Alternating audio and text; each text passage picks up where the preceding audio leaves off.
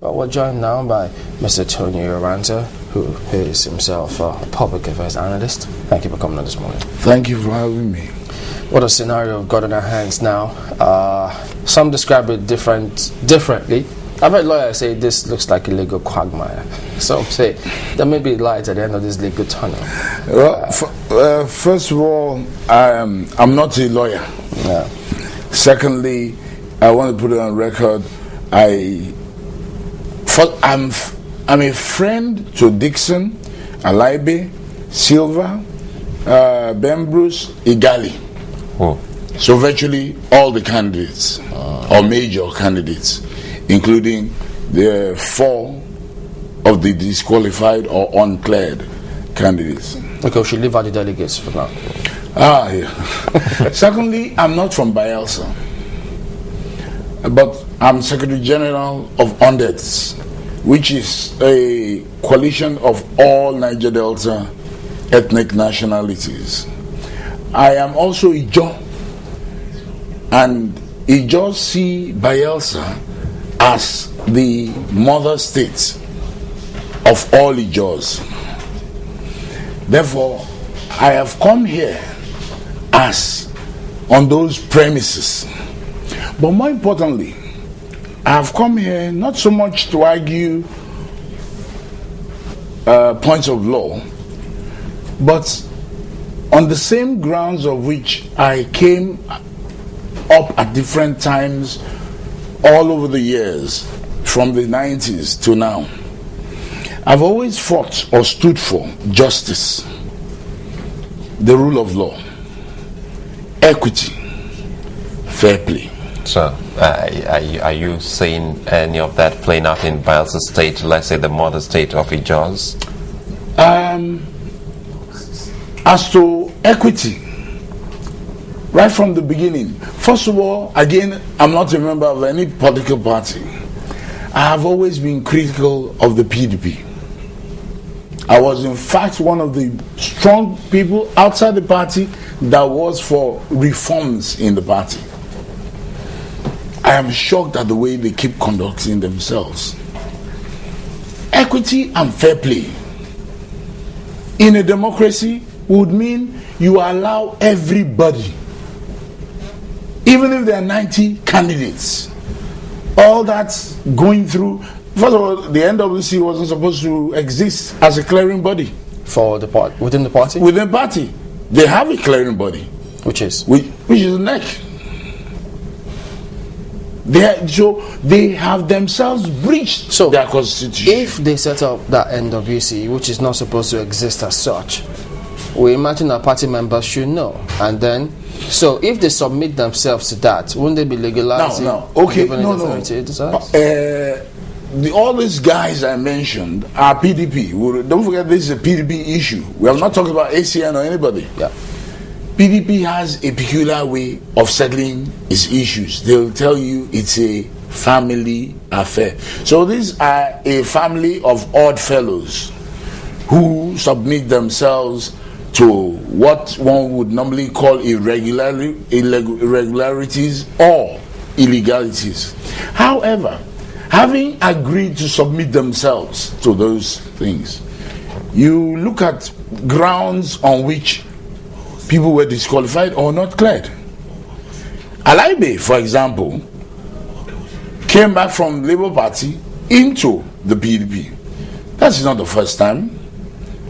Atiku came back from ACN into the PDP. So what's the difference? Why was he not cleared? From what we hear, the party has the discretion to either grant you a waiver or not. Yes. Oh, they have that discretion of I grant that. Yes. But the point is, they are using it arbitrarily. No, but they tell us that the PDP has in their laws that you must be a member of the party 2 years consecutively before you are cleared. Absolutely. Was Atiku a member of the party 2 years? You also have that discretionary to grant you. That's what I'm saying. They have the discretion. So why was the discretion withheld in this case? You said the discretion is arbitrary, but that's why it's a discretion. Now, you see, let me tell you what. One of the other reasons why I'm here is because there is the issue of national security. We are talking about Boko Haram. Boko Haram explodes bombs. They kill people, and they are a great danger. But my dear brothers and sisters, the Niger Delta is a crazy place. If the Niger Delta unrest revives, because of this, it could revive for any reason. Because of the Did you not notice the level of security that was in place? Bayelsa has been the most. I used to say it, even I remember Silva calling me after one program here and telling me that I was not helping foreign direct investments into Bayelsa. When I said Bayelsa is a place where they do bombing, they campaign by bombing. Bayelsa had bombs going off all over the place. Just within this period that they disqualified people, there were shootings in which in one day 46 people were killed. I mean, this is not Afghanistan. What about the security that was deployed there to ensure that there was to reduce or at least tackle the lives of now that level of security is virtually like you're declaring martial law. How? I thought you said they had to secure lives and property. Yes, so they have to. If they provide security, then good. No. Look, the best security is prevention. It's odd. Prevention that is, if you remove, like if you want to create a fire, you must have the elements that will burn. You must have heat. You must have oxygen. Remove one of them, and there will be no fire. All they had to do was remove tension. And it was simple, in a very simple way. They could go ahead and hold primaries with everybody. Everybody saying Ben Bruce is a dual citizen, holds a dual citizenship.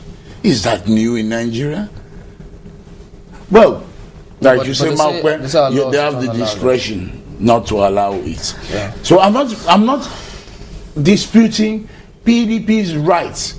I am first of all just laying the ground, the foundation as to why we are worried. Okay, but having laid those grounds and the foundation, as it were, these guys are politicians. Mm-hmm.